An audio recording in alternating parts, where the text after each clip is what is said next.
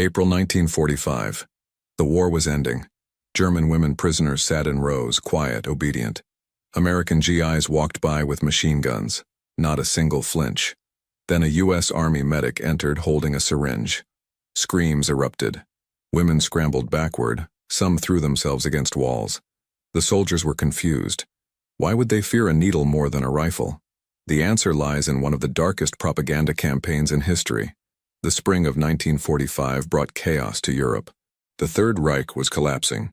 Allied forces pushed deeper into German territory from both east and west. Cities burned. Millions fled. And among those caught in the machinery of war were thousands of German women who had served the Wehrmacht in various capacities. Some were nurses. Others were clerks, radio operators, or auxiliary personnel. They wore uniforms. They followed orders. And when the end came, they became prisoners of war. Helga Schmidt was 23 years old when American troops captured her unit near the Rhine River. She had served as a communications auxiliary, operating radios and telephone switchboards for Wehrmacht command posts. Helga was not a fighter. She had never held a weapon in combat. But she wore the uniform, and that was enough. When the Americans arrived, she expected the worst. Years of propaganda had prepared her for this moment, though not in the way anyone might think. The propaganda ministry under Joseph Goebbels had spent years crafting messages for the German people. As defeat became inevitable, these messages grew darker and more desperate. Radio broadcasts warned of terrible fates awaiting Germans who fell into Allied hands. Newspapers published fabricated accounts of Allied atrocities. Posters showed grotesque caricatures of American and British soldiers. The goal was clear: make Germans more afraid of surrender than of death. Keep them fighting to the last. But one particular strand of propaganda targeted women specifically. It spoke of medical experiments, of injections filled with poison or sterilization agents, of Allied doctors who would use German women as test subjects for horrific procedures. This was not random fear-mongering. It built on real anxieties and twisted them into psychological weapons. Nazi leadership knew that fear of medical violation cut deeper than fear of bullets. It touched something primal. When Helga and her fellow prisoners arrived at the American POW processing camp near Remagen, they saw things that confused them. The guards were not monsters. Private Tommy Walsh, a young man from Ohio, offered them cigarettes and chocolate bars. He smiled. He used simple German phrases he had learned from a pocket dictionary. "Alles gut," he would say. "Everything good." The women took the chocolate hesitantly. Some cried. This was not what they had been told to expect. The camp itself was a collection of large tents and hastily constructed wooden buildings surrounded by barbed wire. Hundreds of prisoners, mostly women, filled the compound. The Americans had separated them from male prisoners according to Geneva Convention protocols. Conditions were basic, but not cruel. There was food, clean water, and latrines. Medical tents stood at the eastern edge of the camp, marked with red crosses on white backgrounds. Those medical tents would become the center of a bizarre standoff that baffled American personnel for weeks. Dr. James Morrison had been an Army physician for 3 years. He had seen combat in North Africa and Italy. He had treated wounded men under artillery fire. He had performed surgeries in field hospitals with limited supplies. He considered himself unshockable. But nothing in his experience had prepared him for what happened when he tried to administer routine medical care to the German women prisoners. The first incident occurred on Helga's third day in the camp. An announcement came through the compound loudspeakers, first in English, then in German. All prisoners were required to report to the medical tents for health screening and vaccination. This was standard procedure. Prisoners arriving from war zones often carried diseases. Typhus, dysentery, and tuberculosis spread quickly in crowded conditions. The vaccinations were for everyone's protection, prisoners and guards alike. Helga felt her stomach tighten when she heard the announcement. Around her, other women began to whisper anxiously. She saw Martha Weiss, a 19-year-old girl who had worked in a military supply depot, turn pale. Martha grabbed Helga's arm. "They are going to do it," Martha whispered. "Just like the radio said. They will inject us with poison, or make us so we cannot have children. This is how they will destroy the German people." Helga wanted to dismiss this as paranoia, but she had heard the same radio broadcasts. She had seen the same posters. And despite the kindness of guards like Tommy Walsh, doubt gnawed at her. What if the chocolate and cigarettes were just a trick? What if they were softening the prisoners up before the real horror began? She had no way to know. The war had taught her that truth was slippery, that anyone could lie, that nothing was certain. The women lined up outside the medical tent with obvious reluctance. American guards watched, but did not force them. The line moved slowly. When Helga's turn came, she stepped inside the tent and saw Dr. Morrison standing beside a metal table. Medical supplies were arranged neatly: bottles, cotton swabs, bandages, and syringes. Glass syringes with long needles that caught the light. Helga's breath caught in her throat. Dr. Morrison smiled at her. He spoke in English, and Sergeant Michael Chen, the Chinese-American translator, relayed his words in German. "Good afternoon. I am Dr. Morrison. I'm going to check your general health and give you a vaccination against typhus. This is routine. It will protect you from disease. Do you understand?" Helga understood the words. But understanding words and believing them were different things. She nodded mechanically. "Doctor." Morrison approached with a stethoscope. He listened to her heart and lungs. He checked her eyes and throat. His manner was professional, even gentle. Then he turned to prepare the syringe. He drew liquid from a small glass bottle, held the syringe up to check for air bubbles, and tapped it with his finger. That gesture, so routine for a physician, triggered something in Helga. She saw the needle. She saw the clear liquid inside. And every propaganda message she had ever heard came flooding back. This was it. This was the moment they would poison her. Her body moved before her mind could catch up. She lurched backward, knocking over a chair. "9!" she shouted. "No, get away from me!" Dr. Morrison froze, syringe in hand, completely bewildered. Sergeant Chen stepped forward. "It is just medicine," he said calmly in German. "Nobody wants to hurt you. This is a vaccine. It will help you stay healthy." But Helga was beyond reason. She backed toward the tent entrance. Dr. Morrison set the syringe down and raised his hands in a peaceful gesture. "It is okay," he said in English. "Nobody will force you." Helga fled from the tent. Behind her, she heard other women beginning to panic. Word spread through the line like fire through dry grass. Within minutes, chaos erupted. Women broke from the line. Some screamed, others wept. Martha Weiss collapsed, hyperventilating. Guards tried to restore order, but they were as confused as everyone else. The medical screening ground to a complete halt. Private Tommy Walsh watched this unfold with total incomprehension. He turned to another guard. "What the hell just happened? It was just a vaccine. We are trying to help them. Why are they acting like we are about to execute them?" Lieutenant Sarah Henderson, one of the Army nurses, had an idea. She suggested that perhaps the women would respond better to female medical staff. Dr. Morrison agreed to try. The next day, Lieutenant Henderson and 2 other nurses attempted to conduct the screenings. They spoke softly. They explained everything they were doing. They showed the women that the needles were sterile, that the medicine was clearly labeled, that this was standard medical care. It made no difference. The sight of the syringes triggered the same panic. Some women physically fought when nurses tried to approach with needles. Others went rigid with terror, tears streaming down their faces but unable to move or speak. One woman bit a nurse's hand when she came too close with a vaccination syringe. The nurse required a tetanus shot herself afterward, which struck everyone as grimly ironic. Dr. Morrison was at a loss. He called a meeting with the camp commander and medical staff. "I have never seen anything like this," he admitted. "These women do not fear the guards. They do not fear imprisonment. They take food from soldiers carrying rifles. But the moment they see a medical syringe, they panic. It is irrational." Sergeant Chen had been thinking about this problem. He spoke up. "Permission to speak, sir? I do not think it is irrational.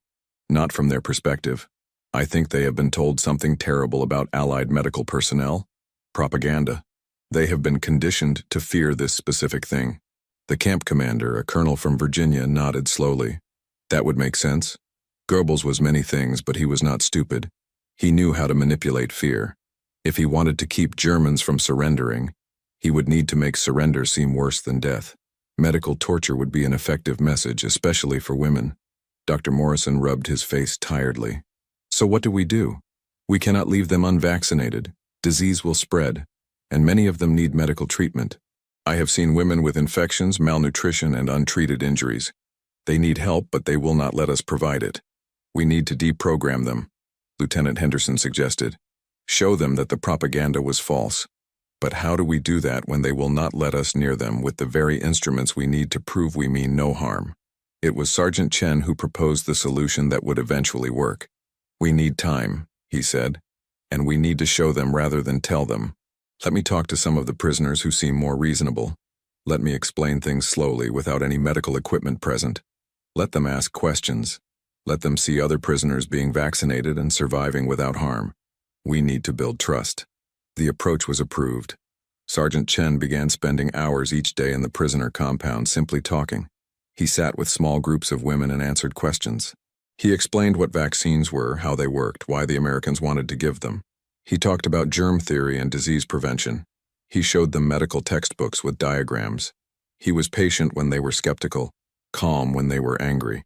Helga was part of one of these groups. She listened as Sergeant Chen explained that the typhus vaccine contained weakened bacteria that taught the body to fight the real disease. She heard him describe how millions of soldiers on both sides had received the same vaccines. She learned that these medical practices were not experiments, but established science dating back decades. But knowledge alone was not enough to overcome years of propaganda. Helga understood the logic. She could follow the scientific explanation, but understanding with the mind and feeling safe in the body were not the same thing. Every time she thought about submitting to the injection, her heart raced and her palms sweated. The fear was visceral, below conscious thought. What finally began to change things was not persuasion, but observation. Dr. Morrison suggested that they start by vaccinating prisoners who volunteered in full view of the others. No one would be forced. Anyone who wanted the vaccine could receive it, and everyone else could watch and see what happened. The first volunteers were older women who had served as nurses themselves before the war. They understood medicine. They recognized that the American medical care was legitimate. 3 women stepped forward on the first day. Dr. Morrison vaccinated them in the center of the compound, where everyone could see. He explained each step as he worked. He showed the sealed medicine bottles. He demonstrated how he sterilized the needles. He administered the injections quickly and professionally. The 3 women who received the vaccine sat in the compound afterward, in plain sight. They did not fall ill. They did not die. They did not become sterile or poisoned. They simply had slightly sore arms for a day, which Sergeant Chen had warned would happen. This was the normal side effect of any injection. Over the following days, more women volunteered, 5, then 10, then 20. Each vaccination was performed publicly. Each time, the recipients demonstrated afterward that they were fine. The psychological barrier began to crack. If the Americans really wanted to harm them, why would they do it so gradually? Why not force everyone at once? Why explain everything? Why allow them to watch and wait? Helga wrestled with her decision for a week. Part of her knew that the propaganda had been lies. The evidence was right in front of her. Dozens of women had been vaccinated without ill effects. Sergeant Chen had patiently answered every question she could think of. Dr. Morrison had allowed her to examine the medical supplies, to read the labels on the bottles, to see that everything was exactly what he claimed it was. But another part of her clung to the fear. It had been drilled into her so deeply. The radio broadcasts had been so specific, so detailed in their descriptions of Allied medical atrocities. They had named doctors, described procedures, given dates and locations. Of course, she now realized those details had all been fabrications. But the mind has trouble letting go of fear even after it knows the fear is baseless. Martha Weiss, the young woman who had been so terrified on that first day, approached Helga one evening. "I'm going to do it tomorrow," Martha said quietly. "I'm going to get the vaccine." Helga was surprised. Martha had been one of the most frightened prisoners. "Why?" Helga asked. Martha looked at her hands. "Because I am tired of being afraid. Because Private Walsh gave me his mother's address in Ohio and told me I could write to her after the war. And I think he meant it. Because Nurse Henderson bandaged my blistered feet even though I screamed at her last week. Because Sergeant Chen has spent more time talking to us, explaining things, treating us like human beings than any Wehrmacht officer ever did." She paused. "Because the people we were told were monsters have been kinder to us than our own government was in the end." The next morning, Martha walked to the medical tent. Helga went with her. Dr. Morrison greeted them both warmly. Martha sat down and rolled up her sleeve. Her hand trembled. Dr. Morrison moved slowly, explaining everything as he prepared the syringe. "This will pinch for just a moment," he said through Sergeant Chen's translation. "Then it is over. You are very brave for doing this." Martha closed her eyes. The needle went in. She gasped, but did not pull away. "Doctor." Morrison administered the vaccine and withdrew the needle. It was done in seconds. Martha opened her eyes, looking almost shocked that she was still alive. A small spot of blood appeared on her arm. Lieutenant Henderson pressed a cotton swab against it and applied a small bandage. "That is all," Dr. Morrison said with a smile. "You did wonderfully. Your arm may be sore for a day or so. That is normal. It means the vaccine is working." Martha stood up on shaky legs. She looked at Helga. "It was nothing," she said, voice filled with wonder. "It was just a tiny sting. That is all." Then she started crying. Not from pain, but from relief. Relief that the terrible thing she had feared for so long turned out to be harmless. Relief that the propaganda had been lies. Relief that maybe, just maybe, the nightmare was really over. Helga made her decision. "I will go next," she said.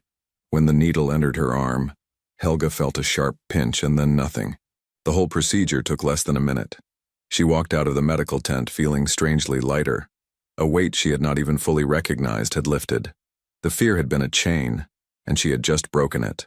Over the next 2 weeks, more than 80% of the women prisoners voluntarily received their vaccinations. The remainder were still too frightened, but they no longer panicked at the sight of medical personnel. They simply asked to wait. Dr. Morrison respected that choice. He continued to make the offer, to explain the benefits, to answer questions. Some women eventually accepted. A few never did. That was their right. The experience raised questions that went beyond simple medical care. Private Tommy Walsh talked about it with Sergeant Chen one evening while on guard duty. "I do not understand how propaganda can make people that afraid of help," Tommy said. "We were literally trying to keep them from getting sick, and they acted like we were trying to kill them." Sergeant Chen had thought about this a lot. "Fear is a powerful tool," he said, "especially when it is built on a foundation of truth and then twisted." The Nazis knew that medical experiments did happen. Unit 731 in Japan. Other atrocities. They took that kernel of real horror and weaponized it. They told people the Allies would do the same thing. And when you are desperate, when your world is falling apart, you believe the worst. "But they saw us being decent," Tommy protested. "They saw we were not monsters. Why did the fear persist?" "Because seeing takes time," Chen replied. "Trust has to be rebuilt slowly. Every act of kindness, every patient explanation, every voluntary vaccination that did not result in harm, those all added up. Eventually, the evidence outweighed the propaganda. But it took time. Fear, especially fear drilled in over years, does not disappear in a day." Lieutenant Henderson had her own perspective. As one of the few women among the American medical staff, she had seen the prisoners' fear from a unique angle. "What gets me is how specific the fear was," she told Dr. Morrison. "They were not afraid of doctors in general. They were not afraid of medical tents or bandages or examinations. It was specifically the syringes, the injections, because that was what the propaganda focused on. It was surgical in its precision, if you will pardon the pun." Dr. Morrison nodded grimly. "It makes a twisted kind of sense. If you want to prevent people from accepting medical help from the enemy, you target the one thing that looks most threatening to a layperson: a needle-piercing skin. It is invasive. It is sharp. It is easy to make it seem sinister. Much easier than demonizing, say, a blood pressure cuff." As spring turned to summer, the camp's population began to decrease. Prisoners were processed, their identities verified, their wartime activities reviewed. Those who had committed no war crimes were gradually released. The infrastructure of occupied Germany was slowly being rebuilt. People needed to return to whatever homes still existed, to search for scattered family members, to begin the overwhelming task of reconstruction. Helga received her release papers in June of 1945. Before she left, she sought out Sergeant Chen to thank him. They met near the camp gate, where she would walk out into an uncertain future. "You gave me something," she told him in halting English she had been practicing. "Not just vaccine. You gave me back ability to think clear, To see truth, that is bigger gift. Sergeant Chen smiled. You did that yourself, he replied in German. I just answered questions. You had the courage to listen and to change your mind when the evidence changed. That is harder than most people realize. Helga also thanked Dr. Morrison and Lieutenant Henderson. She shook Private Tommy Walsh's hand and promised to remember his kindness. Then she walked through the gate into the ruined German countryside, carrying a small bundle of possessions and a medical card documenting her vaccinations. The card would be important in the months ahead, as disease and malnutrition continued to plague post-war Europe. The story of the German women prisoners who feared syringes more than guns spread among Allied medical personnel. It became a case study in psychological warfare and its aftermath.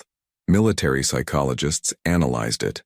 Medical schools later used it as an example of how fear can override rational thought, and how patient education can overcome even deeply implanted propaganda. But the lessons went deeper than medical practice. The incident revealed the long shadow cast by systematic lies. Goebbels and the Nazi propaganda machine had been defeated militarily, but their psychological weapons continued to wound even after the shooting stopped. Fear, once planted, grows roots. It takes time and care to dig it out.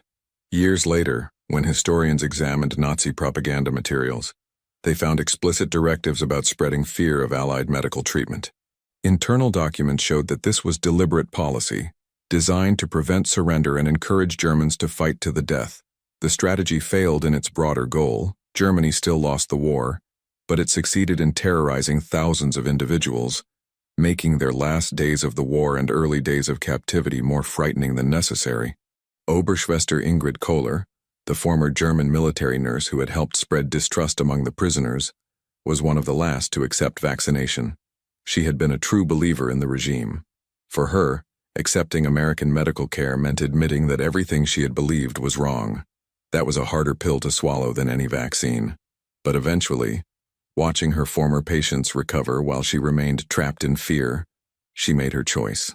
She received her injection in late May, almost 2 months after the others. Afterward, she spoke privately with Dr. Morrison through Sergeant Chen's translation. I was a nurse, she said bitterly. I should have known better. I did know better, on some level, but I let politics and loyalty override my medical judgment. That is my shame. Dr. Morrison was sympathetic, but firm. The question is what you do with that knowledge now. You cannot change the past. You can only choose whether to keep believing comfortable lies or accept uncomfortable truth. The contrast between the women's reactions to armed soldiers versus medical personnel with syringes never stopped being striking to those who witnessed it. It defied all conventional logic. Machine guns had killed millions. Syringes had saved millions. Yet the propaganda had successfully inverted the threat perception. This inversion revealed something profound about human psychology. We fear the unfamiliar more than the familiar, even when the familiar is objectively more dangerous. The soldiers with guns were frightening, yes, but they were a known quantity. Everyone understood what a gun could do. There was no mystery, but a syringe filled with unknown liquid, administered by enemy doctors that tapped into deeper anxieties. Fear of poison, fear of violation, fear of permanent harm done invisibly, at the cellular level, that might not manifest for days or years. The propaganda had exploited these primal fears masterfully. Private Walsh finally understood it when Sergeant Chen explained it to him one night. Think about it this way, Chen said. If someone points a gun at you, you know exactly what they can do and when. It is immediate. But if someone has access to your body through medicine, the possibilities seem endless and unknowable, especially if you do not understand how medicine works. That unknown is where fear lives. As the summer of 1945 progressed and the camp eventually closed, the medical staff took their lessons with them. Dr. Morrison wrote a detailed report on the experience, recommending that future military medical operations include psychological preparation for prisoners who might have been subjected to propaganda. His report emphasized the importance of patience, transparency, and voluntary participation in building trust. Lieutenant Henderson incorporated the experience into training materials for Army nurses. She stressed the need to recognize when fear was not personal or irrational, but rather the result of systematic psychological conditioning. You cannot argue someone out of that kind of fear, she wrote. You can only demonstrate through consistent action that their fear is misplaced. It takes time. Sergeant Chen used his experience in writing about cultural barriers in military operations.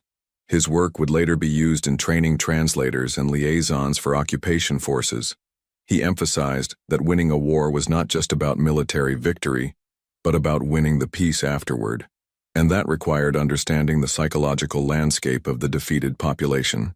The German women who passed through that camp carried their experiences forward in different ways. Some, like Helga, used the experience as a lesson in questioning authority and propaganda. They became skeptical of absolute claims and dramatic warnings. They learned to look for evidence rather than accepting fear-mongering at face value. Others, like Martha, carried a different lesson, that enemies defined by propaganda might turn out to be human beings, capable of kindness and care. This lesson proved valuable in post-war Germany, which needed to rebuild not just physically but socially, learning to coexist with former enemies in a divided nation. A few, like Ingrid Kohler, carried the shame of having spread lies they should have known were false. Some let that shame become bitterness. Others let it become wisdom, a permanent reminder to question their own certainty, especially when that certainty served political purposes. The incident became a footnote in the larger history of World War II, rarely making it into general histories. But in medical and psychological literature, it remained a powerful case study. Universities teaching propaganda analysis used it as an example. Medical schools used it to teach about the importance of patient trust and informed consent. Military academies used it to illustrate psychological warfare's long-term effects. What made the story particularly instructive was its specificity. The Nazi propaganda had not created general fear of Americans. The prisoners were not afraid of American soldiers, food, or shelter. They were afraid of one specific thing: medical injections. This laser-focused fear demonstrated how propaganda could surgically target psychological vulnerabilities with devastating precision. Modern researchers studying vaccine hesitancy and medical mistrust sometimes point to this historical example. The mechanisms are similar: distrust of authority, fear of unknown substances entering the body, reliance on emotionally charged information rather than scientific evidence, confirmation bias that focuses on worst-case scenarios while ignoring positive outcomes. The context is different, but the psychological patterns remain recognizable. The camp where all this occurred was dismantled in late summer of 1945. The tents came down. The wooden buildings were repurposed. The barbed wire was rolled up. Within months, few physical traces remained, but the psychological traces lasted much longer. The American medical personnel carried memories of frightened women backing away from life-saving care. The German women carried memories of the gap between what they had been told to fear and what actually happened. In the decades after the war, some of the participants reconnected. Helga Schmidt eventually emigrated to the United States in the 1950s. She settled in Cincinnati and worked as a secretary. She never forgot Private Tommy Walsh's address in Ohio, the one he had given to Martha Weiss. She looked him up in the phone book one day and called him. They met for coffee. It was strange and wonderful. The young soldier who had given her chocolate through barbed wire was now a middle-aged man selling insurance. They laughed about the absurdity of their first meeting: prisoners and guards, enemies, and then not. Dr. Morrison remained in the Army Medical Corps after the war, eventually rising to the rank of colonel. He served in Korea and Vietnam. He retired in the early 1970s and taught at a medical school in Virginia. He always told the story of the German women and the syringes to his students. "Never forget," he would say, "that your patient's fears, even when they seem irrational, are real to them. Your job is not to dismiss those fears, but to address them with patience and evidence." Lieutenant Sarah Henderson left military service in 1946. She married, raised children, and worked as a school nurse. But the experience in Germany stayed with her. She volunteered with organizations helping refugees and displaced persons throughout the Cold War. She understood what it meant to be caught in circumstances beyond your control, to be told lies by people in authority, to struggle to know what truth looked like. Sergeant Michael Chen had perhaps the most interesting post-war trajectory. He returned to California and used his GI Bill benefits to attend university, studying psychology and communications. He became a professor specializing in intercultural communication and psychological resilience. His academic work frequently referenced his experiences as a military translator, including the incident with the frightened prisoners. He argued that understanding how propaganda works was essential to maintaining democratic societies. If you do not understand how your mind can be manipulated, he lectured, you cannot protect yourself from that manipulation. As for Martha Weiss, the 19-year-old who had been among the most terrified, she survived the war and its aftermath.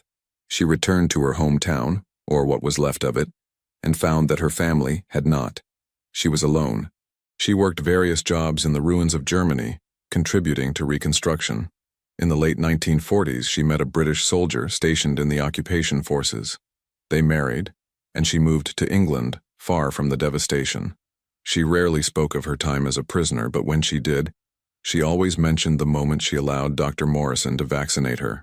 That was when the war really ended for me, she would say. When I stopped being afraid of the wrong things. The broader historical context makes the incident even more poignant. The Nazi regime had committed actual medical atrocities. Doctors in concentration camps had performed genuine experiments on unwilling victims. These crimes were real and horrific. The propaganda that frightened the German women POWs had taken those real crimes and falsely projected them onto the Allies.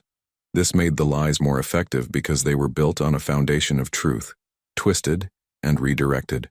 When the Nuremberg trials revealed the full extent of Nazi medical crimes, some of the German women who had been imprisoned realized with horror that the atrocities they had been told to fear from the Allies were actually being committed by their own side.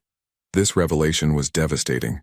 It meant that the propaganda had not just lied, but had engaged in projection, accusing the enemy of crimes that German doctors were actively committing. This dynamic, accusing others of your own crimes to deflect attention, proved to be one of the most psychologically damaging aspects of Nazi propaganda. It did not just mislead people about external threats. It prevented them from seeing the evil being done in their name. The women who feared American syringes while German doctors conducted deadly experiments at Dachau and Auschwitz had been victims of a cruel inversion of reality. Understanding this historical episode requires grasping several interconnected truths. First, that propaganda works not by creating fear from nothing, but by redirecting and amplifying fears that already exist. Second, that trust, once broken by systematic lies, takes enormous effort to rebuild. Third, that courage sometimes looks like a young woman rolling up her sleeve to accept a vaccination she has been taught to fear. Fourth, that kindness from enemies can be more psychologically disorienting than cruelty, because it forces a reassessment of everything you have been told. The American medical personnel at that camp in spring 1945 did not set out to teach profound lessons about propaganda, trust, and human nature. They just wanted to prevent a typhus outbreak. They wanted to treat infections and malnutrition. They wanted to provide basic medical care to prisoners, as required by the Geneva Conventions and basic human decency. But in doing so, they inadvertently became participants in a psychological drama that illustrated how deeply propaganda can wound and how patiently truth must work to heal. The incident also revealed something important about the process of deprogramming. You cannot force someone to stop believing a lie. You can only provide evidence, answer questions, demonstrate through action, and wait. Sergeant Chen's patient hours of conversation, Dr. Morrison's willingness to let women watch others being vaccinated without pressure, Lieutenant Henderson's consistent kindness, Private Walsh's simple human decency with chocolate and cigarettes. All of these chipped away at the propaganda's hold. But it took time. It took dozens of small interactions, each one adding to the evidence that maybe, just maybe, the fear was misplaced. This gradual process of trust building stands in stark contrast to the speed at which fear can be implanted. A few well-crafted radio broadcasts, some dramatic posters, official statements from authority figures. These can create powerful fear in days or weeks. But undoing that fear takes months of patient counter-evidence. This asymmetry is one of propaganda's most dangerous features. It is far easier to destroy trust than to build it. The women who eventually accepted vaccination did not simply change their minds. They made a leap of faith based on accumulating evidence. Each woman had to overcome years of conditioning. Each woman had to decide that the evidence before her eyes, the healthy prisoners who had been vaccinated, The kind behavior of the medical staff, the logical explanations, outweighed the dramatic warnings they had internalized. That decision took courage. Looking back from the perspective of many decades, the incident seems almost absurd. Of course, the American medics were providing legitimate medical care. Of course, the vaccines were safe. Of course, the propaganda was lying. But this hindsight clarity should not blind us to how difficult those truths were to see at the time. For people who had been systematically misled, who had watched their country lose a catastrophic war, who had every reason to be afraid and few reasons to trust. The story of why German women POWs feared medics with syringes more than soldiers with machine guns is ultimately a story about the power and persistence of propaganda, the difficulty of rebuilding trust, the courage required to overcome conditioned fear, and the patience necessary to help someone see truth after they have been fed lies. It is a story worth remembering because its lessons remain relevant. Fear-mongering still works. Trust is still fragile. Evidence still matters. Patience is still necessary. And courage still sometimes looks like letting someone you have been taught to fear give you a small injection in your arm. If you found this deep dive into one of World War II's most paradoxical moments compelling, make sure you subscribe to the channel, hit that like button, and drop a comment below sharing your thoughts. History is full of these surprising contradictions, and we will keep exploring them together.